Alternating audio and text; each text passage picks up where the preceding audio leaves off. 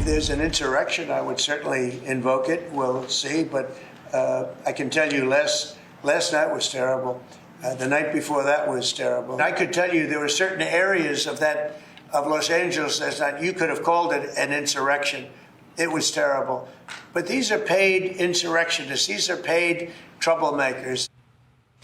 President Trump weighs using the Insurrection Act against the violent actors in Los Angeles. But until that potentially happens, Attorney General Pam Bondi says anyone caught assaulting local law enforcement will face additional federal charges. Joining us now is Jonathan Turley, Fox News contributor and law professor for George Washington University. Sir, thank you for joining me here and for helping to untangle this. A fascinating back and forth going on between these local state officials and the President of the United States, not to mention the Secretary of Defense. I want to ask about this. LA Mayor Karen Bass has talked about how ICE's actions caused this, and essentially she wants them to stop the raids, to stop doing their job. So we have a federal agency doing their federal work, enforcing federal immigration law, and as Secretary Hegseth says, ICE should be able to do their job, that the National Guard, the Marines are there to protect ICE, to help them get their work done. Meanwhile, we have a mayor. Granted, LA is a great big city, but does she have the power to tell ICE what to do here? No, she doesn't. And it's a very familiar refrain that we've heard in higher education, where certain acts are viewed as, quote, triggering. In fact, some Democratic politicians have used that term to say that enforcement of the immigration laws are triggering. The appearance of federal forces are triggering. And they're blaming unlawful, violent conduct on what is a lawful deployment of federal forces. That obviously is ridiculous. But by bringing in greater federal forces, it does change the dimension here, because it allows for a greater extent of possible federal charges.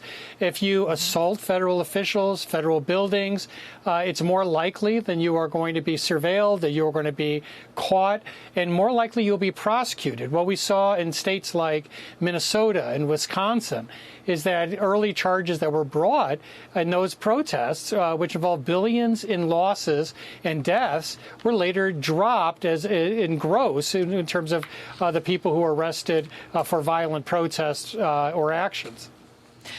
When we talk about AG Pam Bondi, she's talked about what this means and the desire to protect not just the federal agencies and the agents that are at work, but also locally, the police, where they're on the ground in LA, the police chief has acknowledged that they are overwhelmed and that there is violence on the streets, potentially actions that could lead to someone being killed. Your thoughts on this from Attorney General Pam Bondi?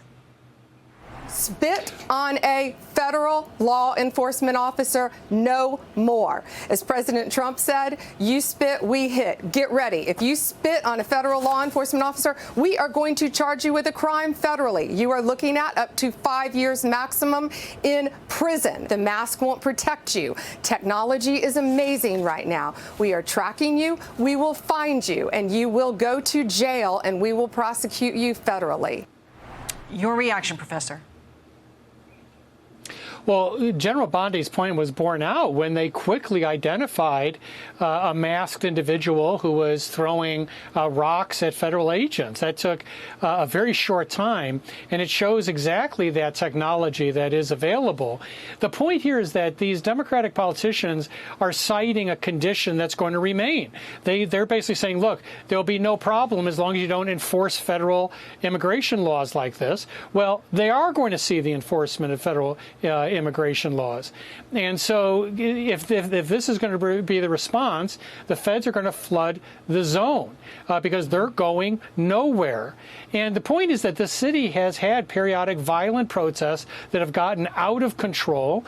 Those protests often follow the dropping of charges against most of the individuals. The administration is signaling that's not going to happen here.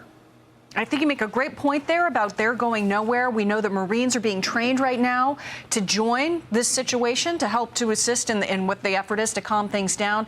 Jonathan Turley, thank you very much. We greatly appreciate your insight today. Hey, Sean Hannity here. Hey, click here to subscribe to Fox News YouTube page and catch our hottest interviews and most compelling analysis. You will not get it anywhere else.